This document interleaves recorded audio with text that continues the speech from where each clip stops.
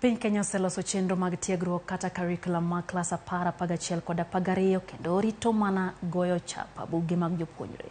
Mano yanko jata tije maduol mochung'ne loso chenro mag somo pacho ka Professor Charles Ongondo mane twak e kinde romo mane okelo kanyakla jotend migepe mag somo e Afrika matwak e chenro mag somo mag mabiro gero nyathi Afrika. Jafwambo mar Judith Mondi nochopo e romono kendo miyo walereyo machal kod ma. Nen romo mar twak ewi kaka inyalo los nyathi Afrika e yo ma onyalo yudo go tich e pinje maoko maonge midhiero moro amora. Ma oyiengore e kit chenro mar somo ma pinje Afrika miyo nyithindgi. Piny Kenya ne obiro kod chenro mar somo manyien manyaka sani osegikie lemo mar grade mar 7. Ma oyang ni nyalo bedo konyruok maduong' ne nyithi Kenya e yo mar ndikruok ke gin kaachiel kod yudo tich mapiyo. Jata tije mar duol maloso chenro mag somo e pacho kae Charles Ongondo okoni gitemo matek mar loso chenro ma iye lach mondo mi nyathi Kenya oyud rieko kod lony mar tich.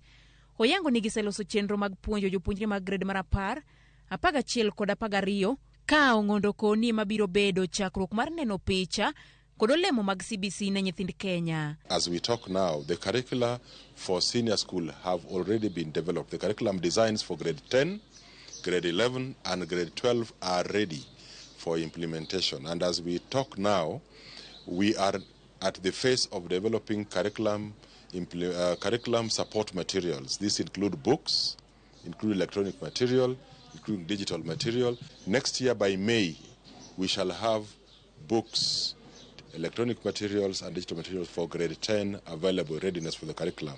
Duol mandiko jopuonji e pacho kama bende ne oyuori e romono. Ne okoni gisetiego jopuonj moromo mabiro chwalo somo mag senior secondary. For senior secondary, the teachers currently teaching in the senior secondary, the first bunch we had about 30,000. This is not a one-off training. It is held in a continuous basis so that our teachers will be able to get the competencies required.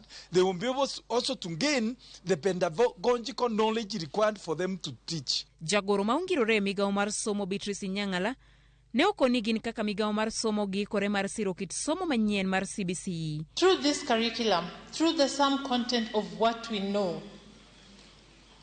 we should have something to export to the West. We should have something that enables us to drive the research agenda. Kit somo mar CBC oketo mise mage nyalo mar japuonjre e tije lwedo, mijingo mar kwero rach ma oneno kod rito ratiro mage kind mamoko. Magi e moko kuom gik maromoni dwaro ni oketie tim e pinje duto mag Afrika. Judith Mondi, Ramogi TV.